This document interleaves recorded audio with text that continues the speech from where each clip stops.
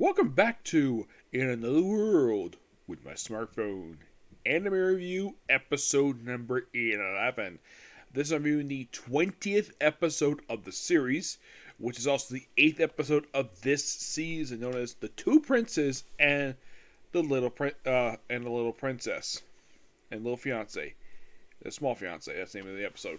This is from most of chapter 2 of book 6. Yes. This red book right here. There's just small cuts here and there. For instance, there's a scene in the episode where it has like Toya with all of the with these royal monarchs. Now, in this scene, there's a character who appears to see who was not here, mainly because she's not been seen in the anime just yet. Who is it? It is basically a pope, a female pope who appeared in a chapter from book 5. That the anime decided to skip for some reason. I do not know why they did this for, but they did. But I'm thinking, because of the fact we still have a few more episodes left to go, we might. Now, here's the thing. I have not heard anything that this season has been confirmed to be 12 episodes. I have not heard of that at all. I am kind of presuming that due to the fact the last season was 12 episodes. So, we pick up left off last episode where Cloud is confirming his identity to Toya. And of course, basically, he wants to rescue his mother, which of course is from the book. That I can at least point this out of this episode. Excuse me, there's a couple small cuts in here. I'd say 2 or 3 cuts and 1 altered scene. There's 1 change, but otherwise, though, it's a pretty faithful adaptation of Chapter 2, which, yes, this is probably by far the second or third episode in a row this has been like this. I like the fact where you're faithful, that's fine. Excuse me. There's also another character who was in the episode. In the book itself, it was also cut aside from the Pope. There is one of the Babylon maids. They actually briefly appeared in the chapter, and her scene was cut. Now, that scene I'm fine with cutting, maybe mention later, but there's still the one scene they really need to keep in, and that is that knight from Luna's kingdom, who is Rena's aunt. I really hope they explore that in an episode. I really hope they do. So basically they talk to the kings, this is a scene I just mentioned, where they cut out the Pope, Her Holiness, which they mention her by name. So she does appear in the chapter, but not in the episode. I'm presuming she's probably there because we don't see the whole thing at this table. We see the King of Belfast, who is Toya's father of Toya's first fiance and future father-in-law. The King of Meesmead. I believe also Lucifer's here too. There's another king that's here as well. This is kind of in a way the Western Alliance. That's basically the name in the book. They're not mentioned by name, just basically called a conference. Now, I am presuming this conference is probably assembled off screen, because the only reason I know that because I read the book. Despite the fact they never address this group by name, though later on in the books they do change the name of the organization from the Western Alliance to the League of Nations, as nod to the real life organization that was the predecessor to the United Nations. That was probably the writer's idea to do that because it's a similar idea. Nations joined together for a basic peaceful cause. Though in the case of the UN, it was one of the biggest things that they actually tried to do, despite the fact some bullcrap in the last 20 years they've been trying to force some people, is that one of the biggest things that they're in place to make sure this doesn't happen is to make sure we don't have another World War like we did with World War II. Now, to this day, that has not technically happened. Not as big as what happened in World War II or in World War I. Not that scale. There are wars that still happen, but not that scale. But in the case of basically here, so they all agreed to support Cloud as the new king of, what is the name of this country here?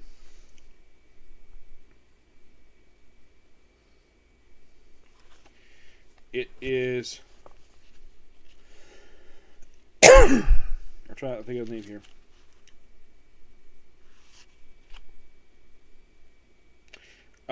Latina. Yes, I think that's the name of the country. So, his mother is basically, now they refer to her as, I believe, the king's mistress in the anime. In the book, she's referred to as queen. Yes, so then of course they agree to work together. Of course they return home. Of course, Toya is here with Lens and actually it was Elsa and you. Yes, he's there at both of them. Which, from what I could tell from the book, it was not mentioned they were there per se. I'm assuming Yai was probably there, but Elsa probably wasn't per se. And she's holding Kohaku, Toya's tiger. Now, this is not specifically in the book. My guess is their addition being there must have been anime original, because I do not. I was reading this portion before I continue here. Whenever I discuss basically adaptations of like new episodes of episodes based on light novels, it takes me a while because basically I have to reread a whole chapter of a book for these episodes. For manga, it's pretty simple. For light novels, it's not that simple. It takes me a while, and it might cause some other anime I really want to review to get delayed because of it. And because of that, I can't do Demon Slayer tonight, or even Eden Zero, or Case Closed. That's going to be handled tomorrow. I'm going to basically say that right now, so I'm not saying at the very end. So, sorry if basically I promised to do those anime tonight, but there's just no time. Seriously, there's no time at all. So, so basically, you have Toya witnessing what I think his name is. I'm sorry, I have to look at the guy's name here.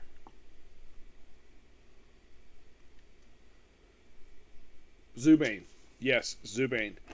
And oh boy, I at least gotta praise the anime for this. Even the English dub basically kept this part in. And a lot of this guy's development in the episode, like what you see here in the episode, it is almost spot on. There's some dialogue change, which doesn't really hurt at all. So basically, Cloud informs his older half-brother about the fact that Sue's father has turned down the proposal, and they come with the idea of possibly kidnapping her and putting a slave collar on her. Now, in the episode, we do see a woman, presumably his slave. Now, it is pointed out, though, by Cloud that slavery is illegal in that country, but he has a slave, and the only reason why he's getting away with it because his uncle is the prime minister. A fat prime minister. Yes, the way it's standard for fiction, any kind of elected official who is overweight is obviously corrupt. Sometimes ones are thin, they're like that too. But that's the most common thing with people who are overweight. If you have an overweight politician, needless to say, they're probably crooked.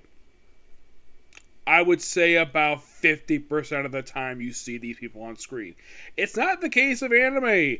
It's like this in live action too, where it's so obvious because they're chubby. Yeah, it's basically poking fun people who are overweight. Let's make them evil because they're fat. Yes. But the guy basically rightfully deserves. The guy's a jerk anyways. So. And we see, of course, Zubane's mother, who is a slightly... I'm not sure how to describe this woman. Seems like I don't know if she's chubby or just very muscular. Yes. I'm not really sure. It's just basically how it's explained here. So, then of course off screen after, and by the way, Zubane proceeds to beat up his brother, which in the episode he says he's disciplining him. In the book he says he's educating him. It's kind of the same thing. It's his own way of doing it. And back about duty, and of course they can't. Of course he really wants to become king, which I'm not gonna. I'll get to that, so don't worry. So then we see Toya heal up Cloud, and then of course snatch away Zubane's slave. Also remove her collar as well. And Zubane is throwing a fit. Now, if you're curious though, is this bit trimmed down from the book? Yes, it is. As a matter of fact, there's a whole sequence of him doing this, which the anime is really, really quick. And I do mean really quick. So, then of course he sort of sees the Prime Minister through an open door, thanks to Cloud being there. Then, of course, basically, then he sort of falls into the invisibility, which, yes, sad book.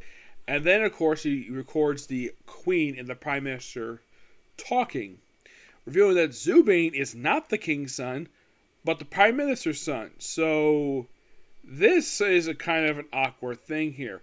The book doesn't specify it per se. Of course, they say this guy is Zubane's uncle. And this is supposed to be his mother. So, presuming these two are brother and sister. I say presuming because if they are, they created an incest baby. Yes, seriously. They don't confirm that in the episode. They just say, uncle, this guy's the uncle, this woman's the mother. So, then of course, and by the way, Toya is recording all this via his smartphone. And then he proceeds to talk to King. And he's like, whisper, whisper, whisper. And he does his little comedic fashion, which I love the fact that he did this. I thought it was so funny. He's like, what? And then he calls this assembly, which, by the way, this is sort of trimmed down too.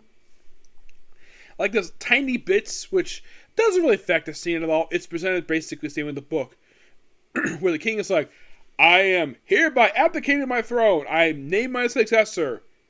And it's my first son, Prince Cloud. And Zubane is like, wait, I'm the first son. And Toya reveals the information. No, you're not. You're an imposter.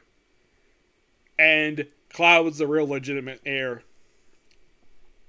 And he's like, how dare you? You're just basically some no-name Like, he basically was like him. At one point, he threatens Toya's fiancés. Which, yes, he does in the book, too. And what is Toya's response to it? Take out Bryn Hill and try to shoot him. Yeah, in the book, he actually bled. Yes, he freaking bled in the book. Which, okay, it's a little bit of blood. But it's like, basically, it's like warning, he's like, you dare threaten my fiancés? Bam, bam, bam. It's like, okay, calm down. And of course, like, I apologize, Your Majesty. And Cloud becomes new ruler. And Zubane, his mom, and his real father, like, they get sentenced to death, but actually, they get sold into slavery. And of course, Cloud gets accepted, part of the Western Alliance. And then, like, right afterwards, Toya is tackled by Sue. Because now, officially, she is his fiancé. Despite the fact, well, wait till the 18's, like, perfectly fine. That's the episode. There's a bit here I thought this was so hilarious. The bit they cut here, right after that scene, was Toya going to teach the Emperor of the Regulus Empire and the Emperor Mismead baseball. Yes, he was going to build a baseball stadium in Belfast. Not Belfast, it was in Brynhill. Yeah, he was teaching baseball. Yes, which actually was the first sport they taught there, which I kind of wish they would have kept this in because this would have been so hilarious. My dad is a big baseball fan. He probably got a kick out of the fact that he was going to teach people in another world how to play baseball. That would have been hilarious. I would not be surprised if we see that basically in a future episode, but kind of the baseball bit was kind of dumb on the part of JC's staff to do. That would have been hilarious if they actually brought that up, and then Toya get tackled by Sue. That would have been great, but yeah. But overall, really good episode. I love this one. Now, I kind of mentioned this particular scene to some people, the fact that about this particular book in particular, about the fact that a suspected pedophile wants Sue as his fiancée. And the reason is to become king, and because a child can easily be controlled. That is as we expected the anime. And yeah, by the way, in case you're curious though, the book mentions he's 32. Which, yeah, the anime does bring the fact the guy is in his 30s. And he's still Prince. Yep, but this, he also does mention, Toy mentioned the episode, yeah, I can't wait to try out some frame gears now that this whole thing is wrapped up. Which we are going to get a chance to do that, because next week we're getting a chance to introduce to the second to last fiancé Toya's going to get in the series. There's one going to become his fiancé that's been shown in the series. Not going to explain who that is, but we do see one more. We do see the next one introduced next week because next week's episode has an interesting title to it. It is called Time Off Dates and the Female Knight. That's going to be quite interesting, especially since I got the title also for the episode that's going to air 2 weeks from now, too. Amnesia and the Mystic Eye and Purification. There is by the way, the last Fiancée is going to debut in this episode. Why? Because this Fiancée, when she first showed up, she had amnesia. And that's a plot that basically goes on for the next few books. I'm kind of hoping they explore that in this anime. I really hope they do. There's other things I would love to see in doing episode 4. Renee, the little girl who works for Toya, basically looks like a big brother, like she's like a little sister to him. I'm really hoping they give her scene. This is I think they should give if I could give an episode for her in the series to explain her stuff. Why not just do an OVA? Just adapt the stuff that was cut from the anime due to time and put the all-in-one OVA. Make it about 20, basically make it about half hour, and it'd be perfectly fine. Yep. But yeah, really good episode, and I can't wait for next week. Okay, so that's episode review. Oop.